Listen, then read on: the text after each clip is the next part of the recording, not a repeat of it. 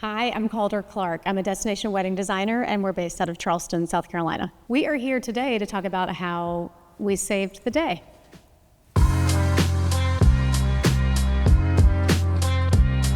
There's too many, I wouldn't know where to begin, but I've got a few that spring to mind. Okay, one of my most favorite ones, shout out to Haskell Harris for remembering this one that I thought I had put so far back in my subconscious that it wouldn't be dredged back up. We had a wonderful wedding downtown Charleston many, many moons ago, and I hope that you take something away from this. I hope that this teaches you something about the engineering behind any given lantern on the open market today. We had this brilliant idea to hang thousands of lanterns above people's heads in this wonderful sort of al fresco tinted environment. When you see it in your mind's eye, it's beautiful. It was a beautiful night. It was in October, and it was crisp and cool out, which it could have been 85. You know, October's a little bit unruly in Charleston. It was a great night, and we're under this gorgeous clear top tent, and my lighting and sound team had hung airline cable, very strong, and from that, all of our lanterns were hanging perfectly placed, and they were acting sort of like pin spots on the florals and on the people, on their pretty faces and on their food. It was glorious. And they were lit with real candles because I am obviously a sadist. And yeah, everything was kind of going great, and dinner was underway. We served the first course, and then we heard sort of this crashing sound. And so the first lantern fell, and I think we thought it was just because the wind was bouncing through the tent. All of the lanterns were hung on S-hooks, and the S-hooks didn't clamp all the way shut, like a carabiner when you're going hiking. You know, like the kids these days put their water bottle in their backpack. No, it had a little bit of an opening. So it was our theory that the S-hooks were allowing the top of the lantern to kind of pop off of its hook and fall onto people's heads. But we didn't know. So the first lantern fell, nobody was hurt, everybody laughed, it was no big deal, things happen. Okay, so at this point, you know, we go immediately into triage. We always travel with a sort of a heavy-handed staff, and this is why it takes a village, and we deployed the village. There was a woman or a man as part of our team about every 5 guests throughout the tent, just kind of subtly walking among the guests, pretending to sort of relight a candle, refill a wine glass, but secretly looking at every single lantern, waiting for the next, axe to fall. And then we heard another crash. So another lantern fell, shattered glass all over this poor, sweet, older man's place setting. Again, he was not hurt, he's laughing. I don't know why these guests were so good-natured, but I got really lucky. And then we realized it wasn't that they were coming off of their S-hooks because there was no movement. We were watching the airline cables. And so we carefully, deftly got on perimeter ladders and withdrew all of the lanterns that we could get to. No other lanterns fell. Guests had a blast. Bride didn't know. Mom didn't know. No one seemed to care. And we're like, everyone's having a minor heart attack. And now I've made these 2 guests my best friends. We're paying for dry cleaning. We're bringing them copious cocktails. We're hugging them. You know, it's all hands on deck. Come to find out that a lot of lanterns are glued. These were wooden lanterns, and there's the top and there's the base, and there was just wood glue between the top and the base. And if you heat up a lantern with a real live candle, that heat then makes the wood glue kind of die effectively. So the top was coming loose from the base, so the bases were just falling willy-nilly, as bases do. I've never hung lanterns over people's heads again, certainly not with real candlelight, and certainly not on S-hooks in that environment. And I'm just here to say, what's the moral of the story? You need a planner, we are not a luxury, and you better have a big team to pinch hit because you just don't know what you don't know. Let's jump into another little backstory about weather events and how they affect weddings. You must know by now, if you've been listening to me or anybody else, that you have to have a plan B. In fact, honestly, in my line of work, it's plans C, D, and E, and you're just ready with all these contingencies. And it's not because you're a fearful person or don't know what you're doing. It's just because you're smart and you know that you might have to unfurl those plans. And even in the best of plans, it's about your attitude and how you approach these problems, because there is always going to be something, no matter how well you plan these things.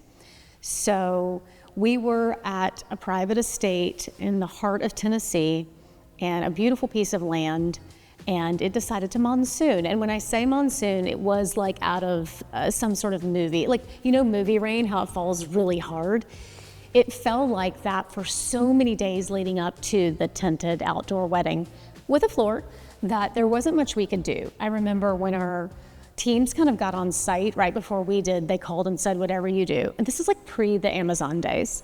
They said, get wellies for the entire team. Like, everybody needs a hunter boot because you're going to be up to your knees in it, the muck and the mud. And we're like, great, we're gung-ho. I bought everybody hunter boots, 12 strong, you know, women and men, racing into this environment with all kinds of boots. So now we're covered in North Face jackets and boots, and we're ready to rock. And it was time to put our tent into place. And, you know, tents have metal in them, and we don't want to electrocute anyone. There's so many liabilities and insurance policies and problems and hurdles with tents.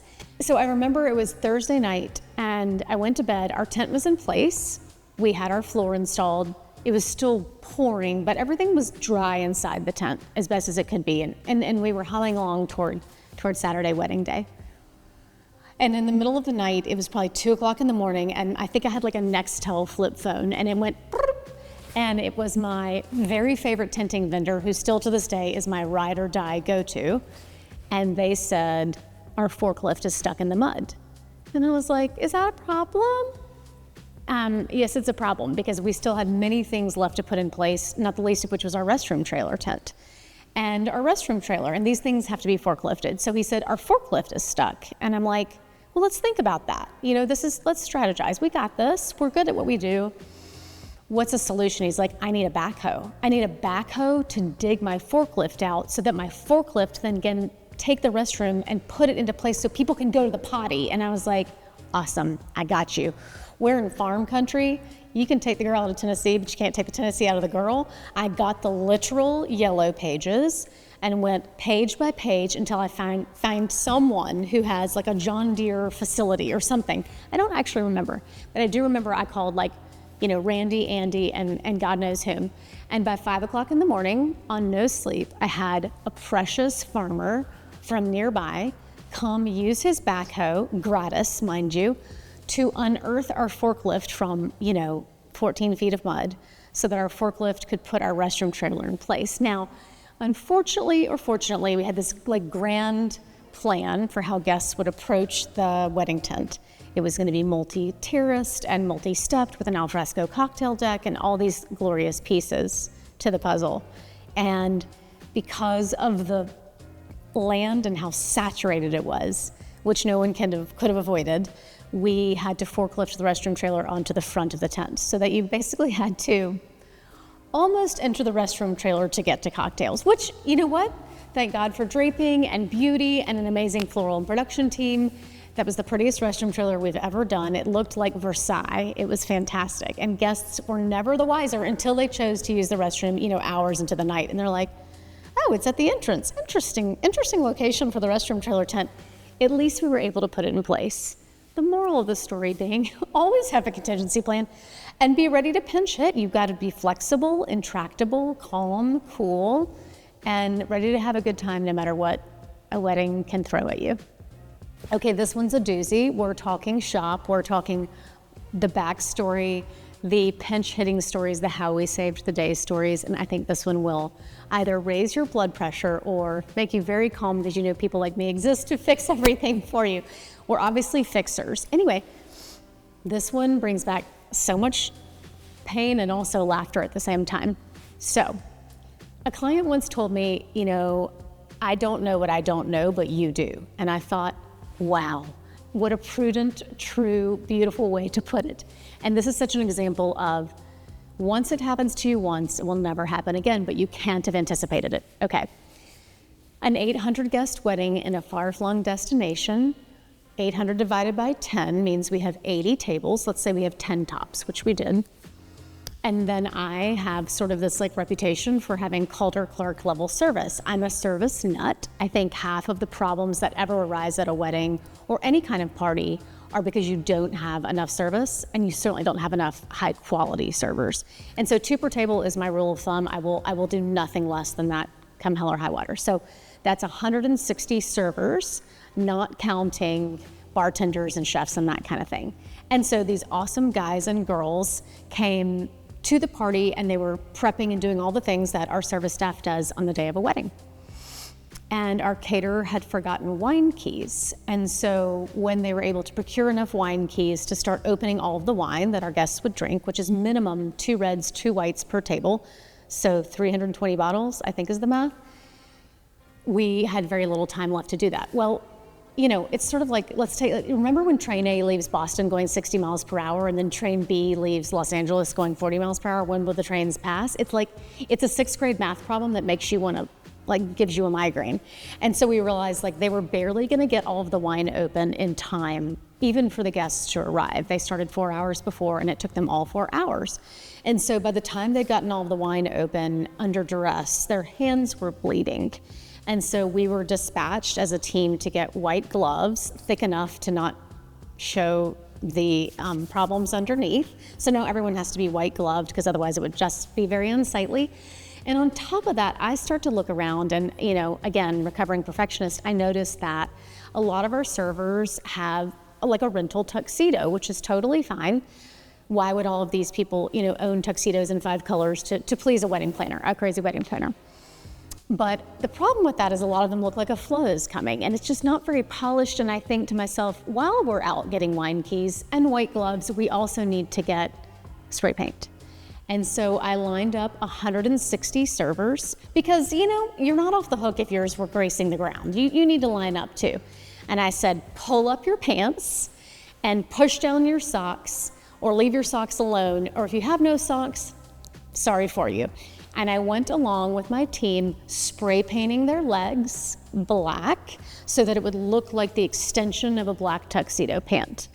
And no one was ever the wiser, and they're dying laughing as we're doing it. And they're saying, do you think this is gonna come out? I'm like, I don't care, and you don't care either. And this is how we're going to present our best selves at this beautiful wedding. And so, still to this day, we laugh about, are there enough wine keys to open the wine? And when are y'all starting to open the wine? Because it better start at 10 a.m. on a wedding day, not 4 p.m. Number 2, do we have white gloves at the ready? We do. I always have them now. Cummerbunds, extra cufflinks. Of course I have extra white gloves. And then I always bring black spray paint, because it's been 15 years, but you never know when you're gonna need it.